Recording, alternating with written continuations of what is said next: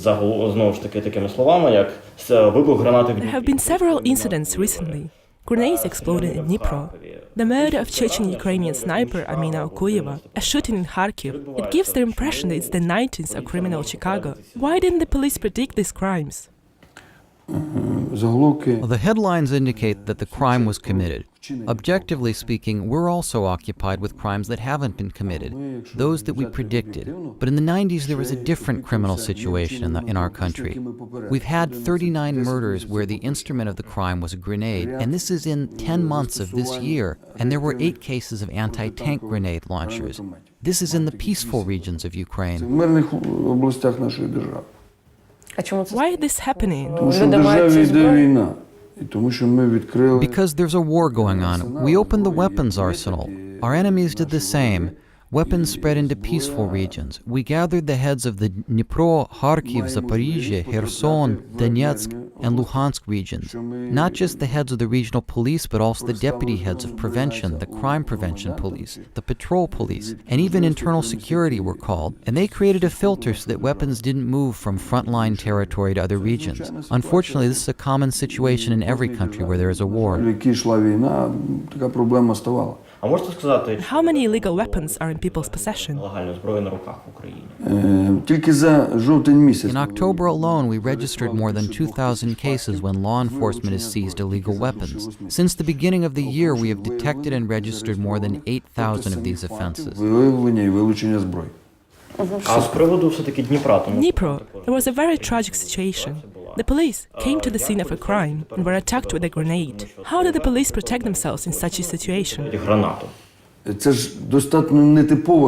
is a very unusual situation. We need to understand this because it isn't a question of the police's innocence or guilt. When a perpetrator throws a grenade into a locked room with the stairwell, everyone there is affected. We already had a similar situation in Chernihiv when the robber approached the cash register at a pawn shop with a machine gun and took money. We pursued him for a few days and he put up armed resistance. He threw a grenade at the assault team and some of the special unit employees were wounded. These officers are in critical condition. They probably won't be able to work in the police force anymore. This is a war in the state. Previously, crime was fairly weak, without grenades. But now, and where exactly do these grenades come from? And how can we make sure they don't fall into peaceful regions? This is a big prevention job.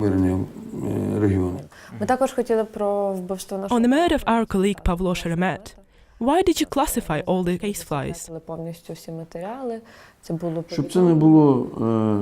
that what the investigators did and didn't do wouldn't be a topic of discussion, because it doesn't bring beneficial information to the public. First of all, it undermines the investigation. The perpetrators of these crimes have not been detained. How did our colleague's film help you?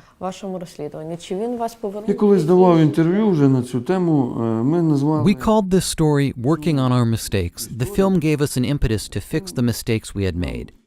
And then they started accusing us of classifying everything. On the contrary, we maintain constant contact with all the participants in this project. Has the investigation progressed since the film?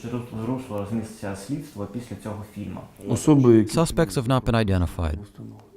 As far as we know, more than half of the officers in the Special Forces regiments worked in the police before. They worked during the Maidan Revolution. Some of them committed crimes. Some of them saw crimes being committed, but did not prevent them or testify about them at the prosecutor's office. Nevertheless, these people continue to work for the police. Why do you need them?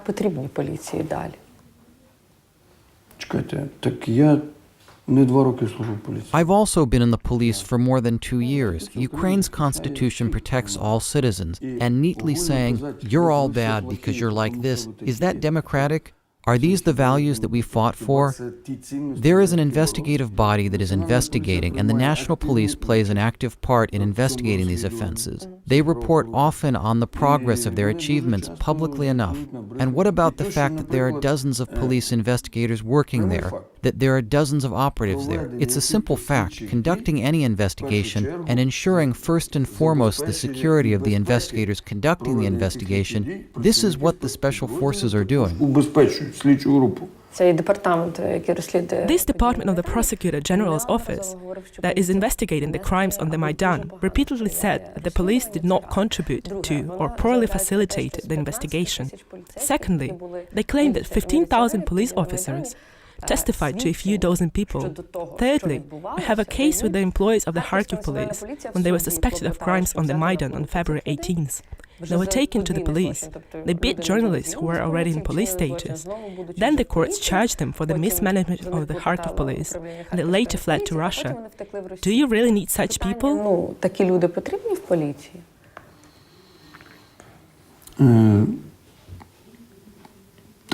You answered your question yourself. The police are not a monolith. This is an organization made up of 140,000 active employees, citizens of Ukraine. And we don't have a general opinion that everyone must think this way. There are managers at each level, and the managers make decisions in accordance with the rights that the managers have. No one can be singled out as a criminal without the proper procedures. Це не буде досліджено і прийнято рішення суду щодо до всіх. А тепер давайте...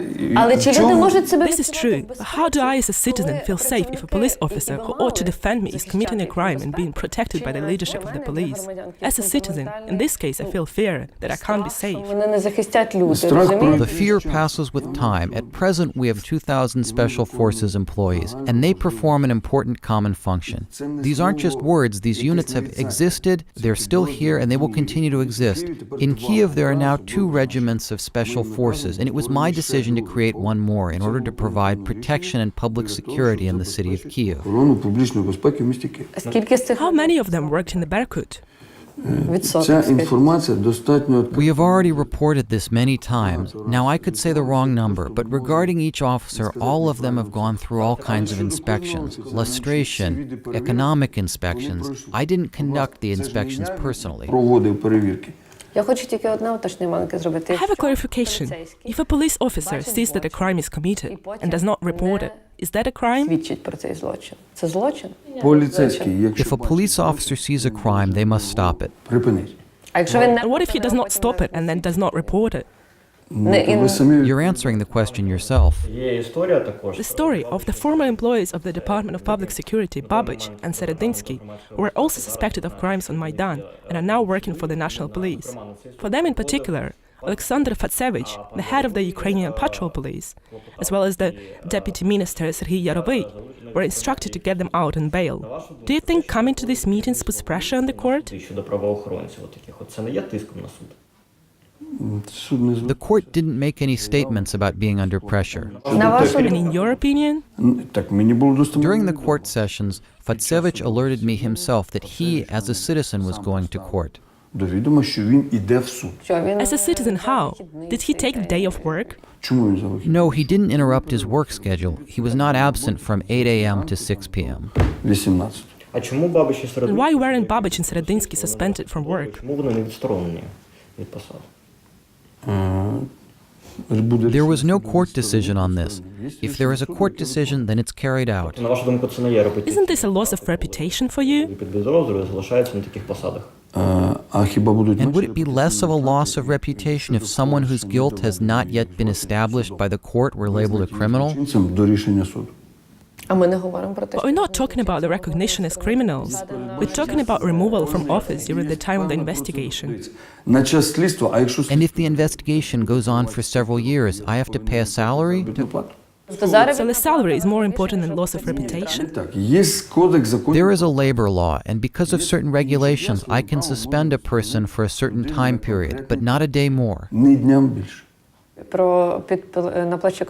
So about the protest at the parliament, we know that the president personally summoned both the minister and the leaders of the national police. We also know that there was a conflict over whether or not to allow tents to be set up. Therefore, the question is, how independent are you from politics? I